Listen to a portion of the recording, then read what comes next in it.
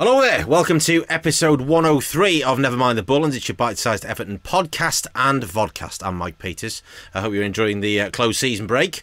As I was thinking to myself over last week, I'm thinking, need to put an episode out. You know, there's been things going on.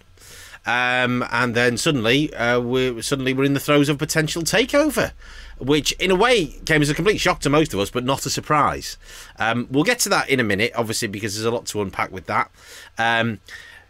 I'm recording this just before obviously the fixtures come out tomorrow, which is all very exciting, one of the key days. But I will go back to one of my biggest bugbears about the fixtures coming out, that they don't give them to the television companies 2 weeks before they actually release them to us, the general populace, because the fixture list is it's like a placeholder document, isn't it? Because when you get them, and you go, oh, right, all the fixtures are at 3 o'clock on a Saturday. But they never are, because they can be spread, obviously, over Friday, Saturday, Sunday, Monday at various times and places of longitude and latitude. It's like, give them to the TV companies first, embargo them, then have 2 weeks to divvy them up and say, right, there you go, for the first 3 months or whatever they're the ones you can pick, you know. And so we come with a fully known set of fixtures, dates and times, and so you can start to plan things, can't you then? Because, you know, you sort of sit there and wait and go, ooh, well, hang on, when's that going to move? And you can sort of predict with some of them, but a number of them you go, oh, right, hang on, that game's moving, but when is it moving to?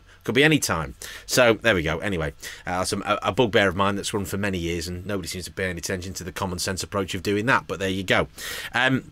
If you're watching the vodcast, you can get some lovely flaring, because I'm wearing a New York Cosmos replica shirt today, which has got a green collar on it. Pele 10, as you might be able to see there, obviously, but because it's green, and obviously with the green screen, it's just shining straight through onto the backdrop, which is quite nice, sort of quite a good, interesting effect. Definitely worth watching the vodcast if you've never watched it for that reason, if nothing else. Elsewhere, obviously, the retained players list has come out. We know which players are heading for the exit door. Obviously, John Joe Kenny, I suppose to a surprise, actually, being the only one that was offered a new contract. But whether that was just as a means to an end of getting potentially some transfer money in for him to help with the balance sheet, which obviously affects the takeover, which we'll talk about later. You know, I don't think any of them are surprised in terms of the players that are leaving. Cenk Tosun we knew was going. Fabian Delph, not really surprised given his fitness issues, which we always knew was a risk. It was a calculated risk when we bought him. When he's played, he's been good, but he just hasn't played often enough. 41 games in 3 years. It's just simply not enough. And then, of course, Gylfi Sigurdsson. And it feels amazing to say his name out loud, given that we've not seen him for a year for, well, reasons that everybody knows but nobody can actually officially talk about. So yeah, I mean, but those three players, I suppose, in a way encapsulate the financial profligacy of Moshiri's era. You know, that's 45 million on Sigurdsson, 27 million on Tosun. So what's that? 72 million plus Fabian Delph, who was what, 8 to 10 million. So that's, you're talking 80 million quid there on transfer fees alone. Never mind the alleged £500,000 a week in wages those players and the others leaving us is going to save us a week. I mean, it's a colossal outlay. It's just mind-blowing the amount of money that we've just written off the balance sheet there. Some of it through no fault of our own, but it just shows where that money's been spent, and then which of course is then, I suppose, to an extent led on to the open letter that Fahad Moshiri gave us last week. Nothing really surprising came out of that, because it's been the noises that have been coming out of the club for the last 6 months. But it's, I suppose, you know, it can't do any harm. But the proof of the pudding is in the eating, and we've got to see those plans enacted over the course of the next 12 months, 2 years, 3 years, up until the stadium, we moved to the new ground in 2024 was when we were scheduled to move there, and beyond that as well.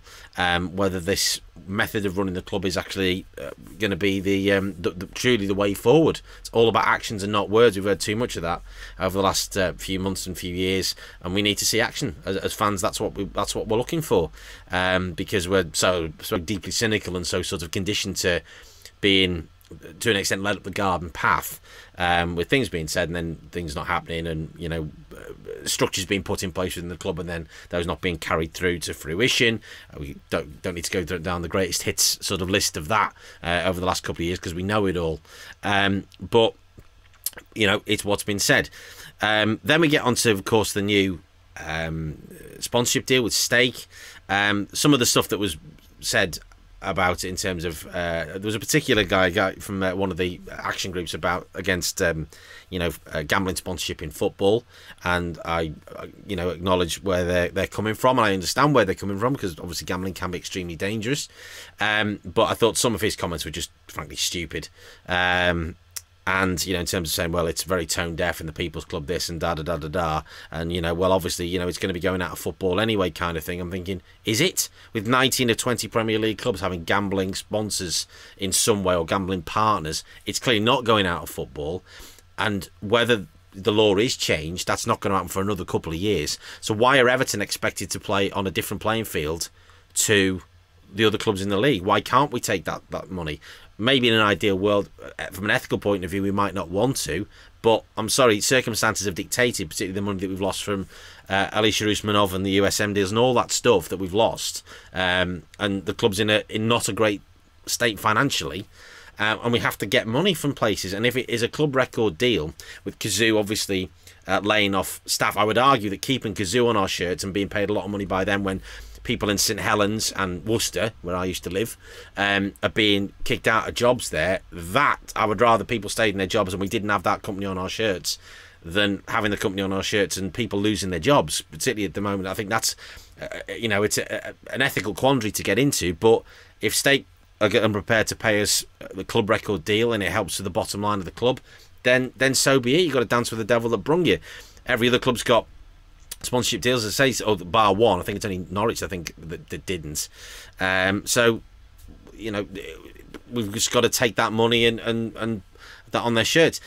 I don't remember everybody kicking up this stink in the 90s when, there were a number of Premier League clubs, and we've been a Premier League club where it's been sponsored by a beer company. Nobody's kicked off about that, have they? I mean, but Everton made the decision, I think we're one of the first to do it, to take off Chang as a sponsor, an alcohol sponsor, off children's shirts.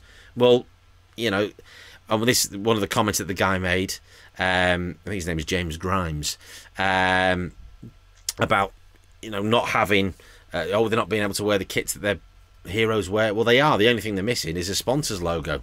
That's not a big deal. They're still wearing the kit that Dominic Calvert-Lewin and Jordan Pickford and Ben Godfrey, etc. I've noticed I've not mentioned Richarlison in that. Might wear next season, because we'll get to him in a sec as well. Then ultimately it's good for the club, and in time to come, if we got rid of Sport Pays, obviously because there was a major ethical issues with that company, not with the idea of a gambling company, because gambling is legal, in the same way that alcohol, drinking alcohol is legal. When we would at Chang and Liverpool had Carlsberg, and Newcastle had Newquay Brown Ale, and Blackburn had McEwen's Lager and all the rest of it. Well, I didn't see anybody kicking up the stink for that, but say the way, we've got that money, we've got that deal, it's going to help us financially, and that to me is a good thing. Hopefully now it then means we can get the kits out. Hummel have sort of made noises about that. Do I need to break off because the cat needs to come in? I might need to stop here. Hang on a minute. Oh, this is very exciting. A special guest appearance and a cup of tea as well. Oh, you can tell we're in close season. Hello. This is top content for the hang on. I can't. Is he coming in? Apparently, he's been crying for the last 10 minutes. Has he? No. Thank you. Can we shut the door? Yes, please. Thank you. That was my my fiance and mother of my soon-to-become a child. Well, in fact, he is a child, obviously, already, but yes, and soon to become Evertonian, obviously. Somebody's donated us, as a joke, some Liverpool kits for him and bibs, and I'm happy for him to spit on a Liverpool bib, that's fine, but I don't want him wearing a Liverpool kit. Oof. Even if his mother is a Liverpudlian and so is one of his grandparents, but still, standards have to be maintained. Anyway, where were we? Yes, I've got a cup of tea. That's the important thing out of that. So, the Stake, obviously, yes, it's good, and hopefully we can get the new kits out, which will be exciting. Hummel have sort of intimated that we might get the kit at some point before the end of June. I think the kit has obviously already been well and truly designed, and it's ready, because I think somebody posted on Twitter about Leon Osmond being at the behind the scenes shoot. So it's there, they're ready, so let's have them, please. Come on, get them out there now we know who's actually going to be on the front of the shirts next season. moving on from obviously onto players that we may not be here. I alluded to Richarlison. It sounds very like he may well be leaving us, which is obviously sad. But I don't think it's a surprise to any of us, really. If he does stay, that would be fantastic.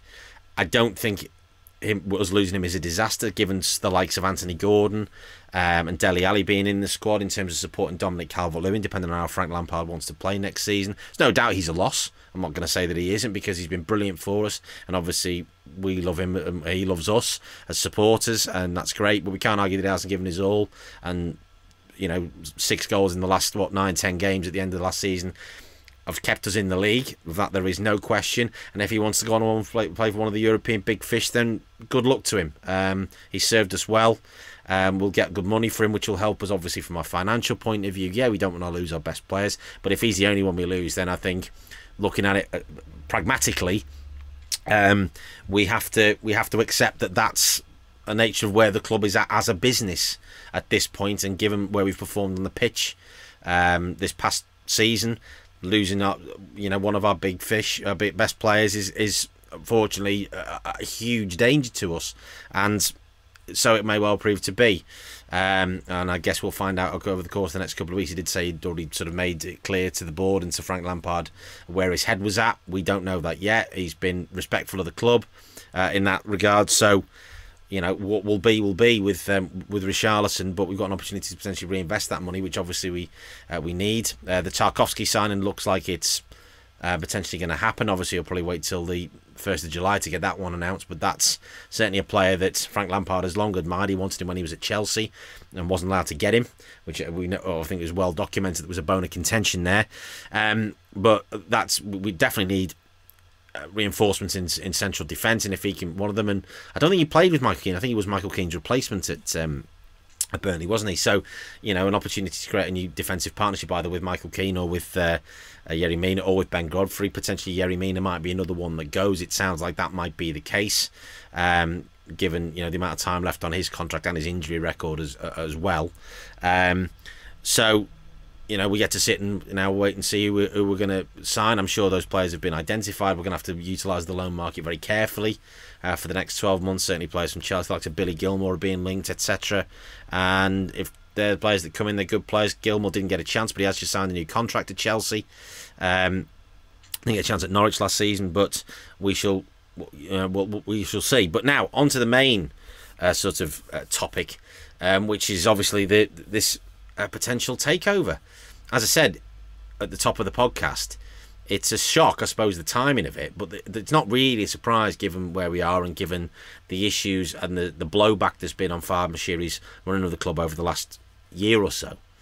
And Peter Kenyon is, a highly experienced football executive. If he can bring in big fish in terms of big hitters financially, which John L. Thornton, billionaire, owns or chairman of Barrick Gold, which is the world's biggest gold and copper mining company, I read here. That's great. And obviously he's facilitated takeovers before. Apparently a head of terms has been already drafted if it does sort of come to pass. So it's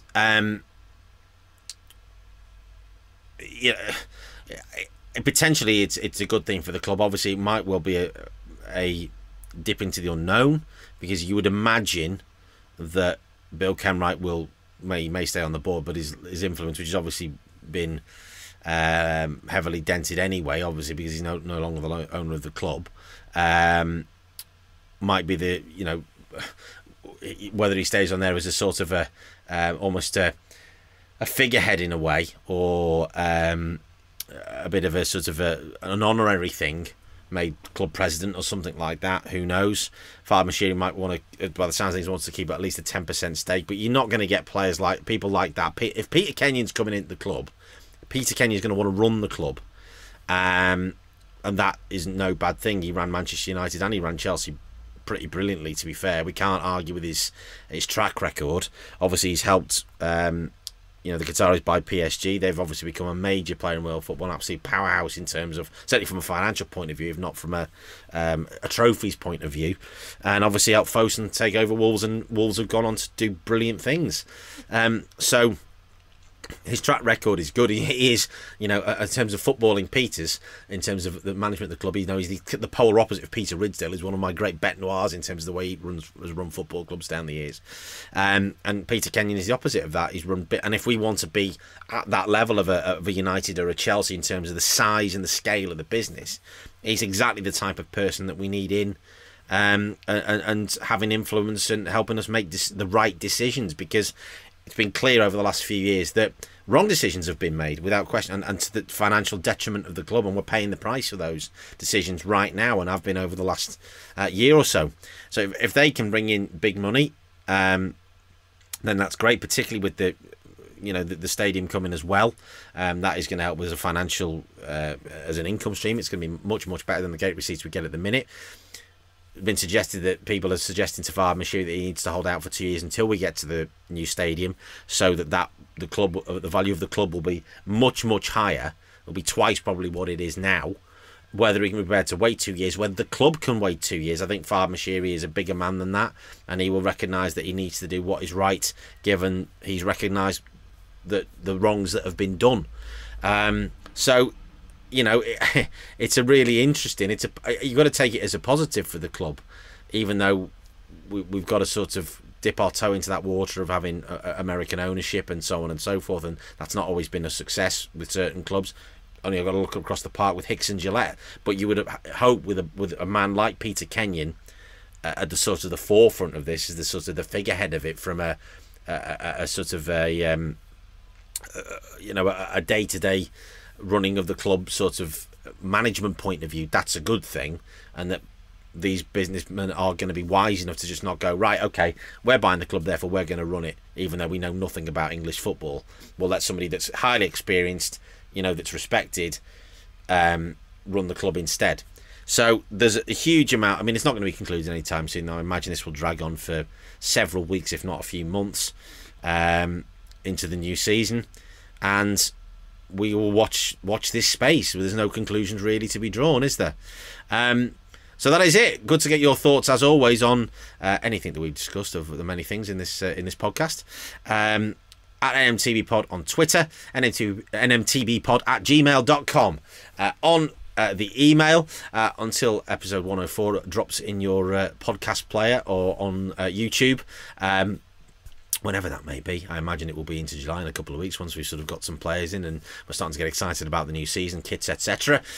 This has been a top content production. So until the next time, enjoy the sunshine, enjoy the summer. Come on, you Blues.